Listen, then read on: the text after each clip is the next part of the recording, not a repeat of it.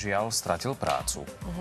No bohužiaľ, v týchto prípadoch vám KEL nepomôže v žiadnom prípade, ale pomôže vám možno dobrý právnik, advokát. Dnes tu jedného takého máme, takže dovolte mi, aby som privítala medzi nami pána docenta Branislava Friedricha. Príjemné dobré ránko. Dobré ráno. Takže dnešná téma taká skutočne vážna. Čo robiť v prípade, ak nám zamestnávateľ dá výpoveď? Povedzme si, za akých okolností nám zamestnávateľ túto výpoveď môže dať. Okolnosti upravujúce možnosť dania výpovede upravuje zákonník práce. To netreba zabúdať. Samotná výpoveď na to, aby vôbec bola platná, musí byť vždy písomná, musí byť doručená. A čo je veľmi dôležité, ten výpovedný dôvod vždy musí byť konkrétne vymedzený v tej výpovedi. Nemožno ho zamieňať. To vymedzenie musí byť naozaj tak konkrétne, aby nemohol dojsť akékoľvek zámene. Ak by nebola naplnená žiadna z týchto okolností alebo niektorá z nich, tak tá výpoveď je neplatná ako taká. Nie už je ten dôvod akýkoľvek. No a samotné dôvody vymedzuje zákon. Naozaj zamestnávateľ môže dať tú výpoveď len z týchto zákonných dôvodov. Iný dôvod nie je možný, nemôže si vymysleť akýkoľvek dôvod. Neplatí to pri zamestnancovi. Zamestnanec môže dať výpoveď z akéhokoľvek dôvodu alebo aj bezdôvodne. Dôvody, zákonne vymedzené dôvody platia pre zamestnávateľa. No a tými typickými dôvodmi, ak spomenieme, ktoré zákonník práce uvádza, sú určite situácie, keď sa zamestnávateľ zrušuje alebo sa premiestňuje zamestnávateľ. Asi tým najčastejším dôvodom, niekedy bohužiaľ aj mnohokrát simulovaným zo strany zamestnávateľa, je nadbytočnosť, znižovanie stavov alebo prerozdeľovanie úloh a z toho vyplývajúca nadbytočnosť zamestnanca. Ďalšou okolnosťou je zmena zdravotného stavu. Zmenil sa mi zdravotný stav, už nie som schopný vykonávať prácu, ktorú som doposiaľ vykonával. To je ďalší z možných dôvodov, pre ktorý zamestnávateľ môže skončiť zamestnancom ten pracovný pomer. No a neplnenie pracovných, neuspokojivé plnenie pracovných úloh. Taktiež, či menej závažné porušenie pracovnej disciplíny. Tam vždy ale platí, že zamestnanec musí byť upozornený v 6 mesiacoch, v posledných 6 mesiacoch na to, že porušuje pracovnú disciplínu a aby odstránil nedostatky, takisto pri plnení tých pracovných úloh. Niekto skončí pracovný pomer dohodou. Aký je vlastne medzi tým rozdiel? Je v tom veľký rozdiel. Nie je možné zamieňať tie jednotlivé dôvody. Tie dôvody sú vlastne len 4, alebo tie princípy. Výpoveď, dohoda, skončenie v skúšobnej dobe, alebo teda uplynutím času na dojednaný pracovný pomer. Dohoda je dvojstranný právny úkon. Musím sa dohodnúť s tým zamestnávateľom, musím ja chcieť aj ten zamestnávateľ. Dohodu musíme podpísať, musí byť písomná a musíme byť obidva uzrozumení na tom, že skončí ten pracovný pomer. Výpoveď je jednostranným úkonom. Zamestnávateľ sa rozhodol, dáva mi výpoveď a ukončuje ten pracovný pomer. To je veľký rozdiel. Nemôžeme to zamieňať. Čo znamená okamžité skončenie pracovného pomeru bez výpovednej doby? Je to vlastne vôbec možné? Je možno aj takáto situácia, len z dvoch okolností. Opäť zákonník práce vymedzuje presne, kedy to okamžité skončenie môže nastať. Je to radikálna situácia, pretože tu naozaj žiadna výpovedná doba nie je to okamžité skončenie. Proste som skončil zajtra do práce, neprídem alebo prísť nemusím. Ide o dva dôvody. Na strane zamestnávateľa, ak zamestnávateľ okamžite končí ten pracovný pomer, ten jeden dôvod je, že by som bol právoplatne odsúdený pre úmyselný trestný čin ako zamestnanec. Vtedy je možné okamžite skončiť strany zamestnávateľa pracovný pomer. A ten druhý dôvod je závažné porušenie pracovnej disciplíny. Nie menej závažné, to bol ten dôvod práve pre tú výpoveď, ale závažné porušenie pracovnej disciplíny. To sú tie dva dôvody, kedy môže byť situácia naozaj takto vyhrotená. Žiadna výpovedná doba neplatí, končím pracovný pomer. No ale aj tak človek, keď niekedy dostane výpoveď, tak si povie, nemalo by to platiť, lebo si myslím, že jednoducho toto nie je fér, alebo sú tam nejaké dôvody. No a o tom si dnes ráno ešte povieme s pánom docentom. Zostáva tu u nás v štúdiu, na telefónnej linke, u nás na poradni, takže nech sa páči, pokiaľ sa chcete poradiť, je vám k dispozícii. Ďakujem. To číslo už vidíte a my sa samozrejme teda ešte k tejto téme vrátime, ale teraz ide... No a konkrétne otázky dostával v našej právnej poradni a pravidelnej rubrike Často nevyrieši aj docent Branislav Friedrich. Príjemné dobré ránko, pretože televízni diváci mali tú možnosť a tú šancu poradiť sa s vami dnes na tému, čo robiť, ak dostanem od zamestnávateľa výpoveď. Ako mám ale postupovať v tom prípade, ak si myslím, alebo mám ten dojem, že tá výpoveď nie je platná? Skutočne sa to môže stať a sú to veľmi bežné prípady. Mnohokrát ten zamestnávateľ simuluje tie dôvody a snaží sa pre tú či inú príčinu zbaviť toho zamestnanca. Teda je predpoklad, že množstvo tých výpovedí môže byť skutočne neplatných. Nemusíte sa len o výpovede, ale o skončenie pracovného pomeru vôbec ako takého, ako sme hovorili v tom prvom stupe. Čo je veľmi dôležité dbať na čas, ktorý uplynie, pretože zákonník práce konštruuje lehotu, dvojmesačnú lehotu, v ktorej môžem požiadať súd o to, aby rozhodol, že tá výpoveď je skutočne neplatná, a teda, že ten môj pracovný pomer trvá. Tá dvojmesačná lehota začne plynúť od vtedy, kedy mal ten pracovný pomer skončiť. Treba si teda na to naozaj veľmi dobrý pozor. Ak to lehotu zmeškám, tak moje šance sa značne znižujú ako zamestnanca. Dobre, a ste napríklad v praxi zvyknutí aj na to, že to niektorí zamestnávateľ, ktorí takto dajú výpoveď, nejakým spôsobom naťahujú? Dá sa to ten čas, aby proste ten zamestnávateľ, ktorý dostal výpoveď, premeškal tú lehotu? Práve na to by si mal ten zamestnávateľ dať pozor v tej komunikácii po tom, čo teda už ten pracovný pomer skončil, a povedzme stále žiada o to zamestnávateľa vysvetlenie a dožaduje sa naspäť tej práce, komunikuje s ním, chce tú prácu proste vykonávať, a zamestnávateľ rôznymi postupmi bojkotuje tú jeho činnosť, oddialuje tie rozhodnutia, prípadne mu niečo prislúbi a povie, že to prehodnotí. 2 mesiace uplynú a potom už bohužiaľ tomu zamestnancovi ten súd nemôže pomôcť autoritatívnym rozhodnutím. Čo vy hovoríte na také tie príbehy ľudí, ktorí sa nám ozývajú a tvrdia to, že dostali výpoveď formou SMS-ky alebo mailom? Je to možné? To rozhodne nie je možné. Naozaj tá platnosť tej výpovede je striktne viazaná na podmienky určené zákonníkom práce. Tá výpoveď musí byť písomná, musí byť doručená, ale to, že má byť písomná, neznamená, že je napísaná formou SMS správy alebo teda formou e-mailu. Musí byť podpísaná, musí mať teda všetky tieto právne náležitosti na to, aby vyvolával tie účinky, teda spôsobila to skončenie toho pracovného pomeru. Takže SMS-kou určite pracovný pomer skončiť možno. Dobre, keby sme si teda zhrnuli všetky tie body, kedy naozaj tá výpoveď je platná? Musí byť teda naozaj písomná, musí byť doručená tomu zamestnávateľovi preukázateľne, musí tam byť vymedzený ten dôvod výpovedný, tak ako je v zákone.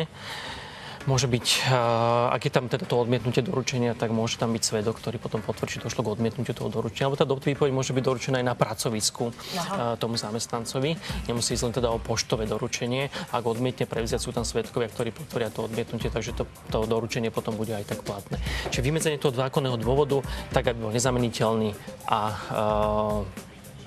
aby bolo vždy možné stanoviť, prečo ten pracovný pomer mal skončiť výpovedou. To je veľmi dôležité. O tých dôvodoch samozrejme sme sa rozprávali, ale vy už túto tému môžete konkrétnejšie rozobrať s pánom docentom na telefonickej linke, ktorú vidíte na vašich obrazovkách. Ja ju pripomeniem 02 682 7444. Aby ste sa nepoplietli, sú toho 4 štvorky. Ja vám veľmi pekne ďakujem a televízni diváci už budú telefonovať. Dodo? Áno, aj so Zdenkom Ríšavým, riaditeľom Centra techniky. Ďakujeme. No a my pri cestovaní ešte zostaneme, pretože keď už človek vyráža do zahraničia, tak nikdy nevie, čo sa môže stať, a žiaľ, niekedy sa stane aj úraz. No a čo vtedy robiť, čo si máte možnosť uplatniť a či vám to poisťovňa preplatí, dajme tomu nejaký zákrok. O tom sa dnes ráno porozprávame s pánom docentom Branislavom Friedrichom. Dobré ráno. Dobré ráno. Je tu naša pravidelná rubrika Často nevyrieši, ale šikovný právnik a šikovný advokát vyrieši.